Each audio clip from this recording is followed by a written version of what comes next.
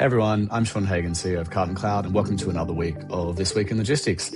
Each week, we cut through the industry noise to bring you the signal. We talk about what happened, why it matters to you, and what you should actually do next. This week, the big theme is actually pretty simple. There's a growing gap between what the market looks like on the surface and what it feels like to operate inside it. On the surface, if you just looked at a couple of headline freight indicators, you might say the market seems pretty manageable. Headline container rates are flat, capacity is generally available. But underneath that surface stability, the reality is completely different. The supply chain is quietly becoming more expensive to run, a little bit harder to trust, and a lot more sensitive to execution. Over the last 7 days, we've seen major warnings about diesel and fertilizer spikes across Australia and New Zealand. We've seen Amazon roll out fuel and logistics surcharges that hit customer-facing fulfillment, and we're seeing blank sailings quietly building up underneath flat ocean rates.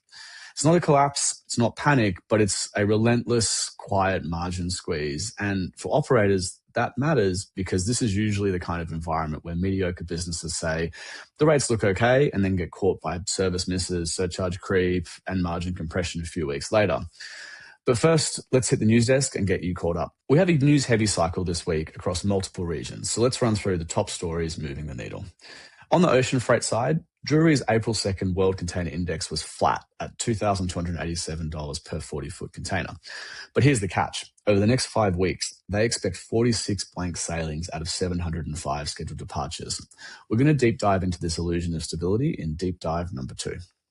Following right on the heels of that, Zanata's April 1 update showed that while carriers still have room on key east-west lanes in North America, shippers are actively buying certainty early. Why? Because bunker costs, rerouting, and contingency planning are back in the conversation. And this ties directly into our deep dive on network reliability. Rabobank has released their April agribusiness outlooks for Australia and New Zealand, and they're explicitly flagging diesel, freight, fertilizer, and transport availability as live margin issues. We'll unpack why this fuel shock is now a local operating cost story in deep dive number 1. Also on the cost front, Amazon has added a temporary 3.5% fuel and logistics surcharge across US and Canadian fulfillment. This is absolute proof that fuel shocks are reaching customer-facing networks, which we'll also cover in our first deep dive. In Canada, CN Rail announced they moved more than 2.96 million metric tons of grain from Western Canada in March. This is their strongest March ever recorded, and coming right after they successfully restored network velocity through severe weather delays in Vancouver and Prince Rupert terminals. Down in Australia, the Port of Melbourne announced that Medlog will become the major tenant at the former Melbourne market site. This involves about $500 million in private investment for rail freight, intermodal activity, and container storage. The goal is to bring container storage closer to the port and cut truck movements through the inner west. We'll talk about why node placement beats hype in our final deep dive. And finally, daily autonomous truck runs are now taking place between Laredo and Temple, Texas, using Plus AI software with the safety driver on board. This corridor matters immensely, and we will unpack why automation is landing on structured line haul first in deep dive number 3. Before we get into the heavy analysis, it's time for our logistics fun fact of the week. If you've been on social media this past week, you've probably seen the viral story about the Great Kit Kat heist.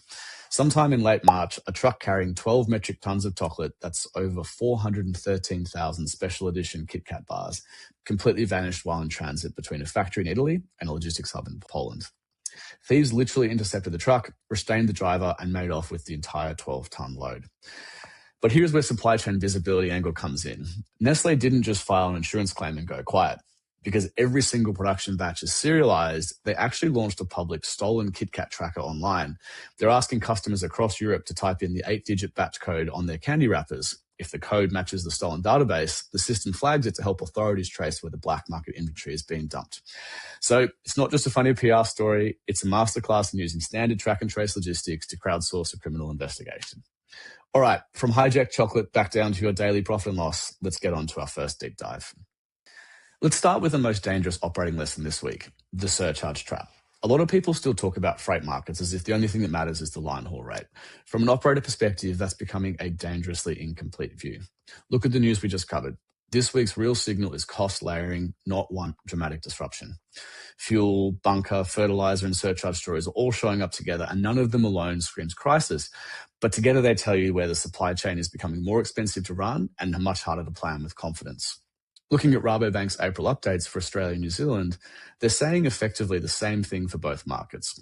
Diesel prices have surged, suppliers being tested, and urea prices are up about 50% over just 4 weeks.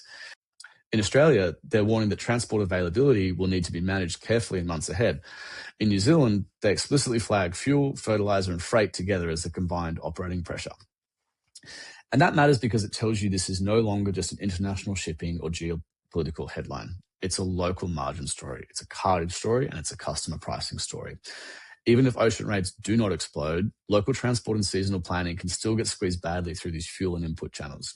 And New Zealand operators need to watch the second order effects very closely. It's not just freight costs, it's how margin compression affects financing costs across inventory heavy businesses as well. Then when you add in what Amazon has done this week, where Amazon has told sellers it will introduce a 3.5% fuel and logistics surcharge starting April 17, which is going to cover FBA in the US, Canada, and remote fulfillment in the US, Canada, Mexico, and Brazil, which Amazon notes will probably have the effect of about 17 cents a unit in US FBA. That's massive. It shows us that cost pressure is not just staying tucked away in upstream freight markets. Elevated fuel and rerouting costs are reaching customer-facing fulfillment. And when massive enterprises like Amazon start explicitly passing through temporary logistics surcharge, every mid-market operator has to ask the same question. What can we absorb? What can we pass through? And what do we have to redesign? As we've been saying the last couple of weeks, if your customer pricing cadence is slower than your carrier pass-through cadence, your margins can get squeezed immediately. And this is exactly where average operators get surprised and disciplined operators get sharper. Our second major theme this week is what I call the illusion of stability, because this is where I think a lot of people can misread what is actually going on. Drury says rates are flat at $2,287 per 40-foot container. Zanita says capacity is still there on major east-west trades. And this is the classic operator trap. When rates are not screaming higher, procurement and finance teams can easily assume that the problem is under control. But flat rates do not necessarily mean stable supply chain. Sometimes flat rates mean excess ships are simply masking a deeper reliability issue. Underneath those flat rates, Drury is telling us that 46 blank sailings are expected over the next 5 weeks. That means carriers are still actively managing their networks by pulling capacity. And Zanita's data shows that shippers are already paying a premium for certainty. Why? Because bunker fuel in Singapore is still running at roughly double pre-crisis levels. Higher routing complexity and contingency planning are still heavily shaping decisions. This tells us that the best operators right now are separating volatility management from cost management. Flat headline rates can tempt teams into thinking the problem is solved. It's not. Right now, your procurement team can still win on price, but your operations team has to protect service. You have to build in lead time buffers, aggressively segment your freight, and book earlier on critical shipments. This is an operator's warning to not read flat rates as stable supply chain. Planning teams should expect more schedule management, variable transit times, and very short rate validity periods. Capacity exists, but confidence does not. Finally, let's talk about execution, infrastructure, and technology.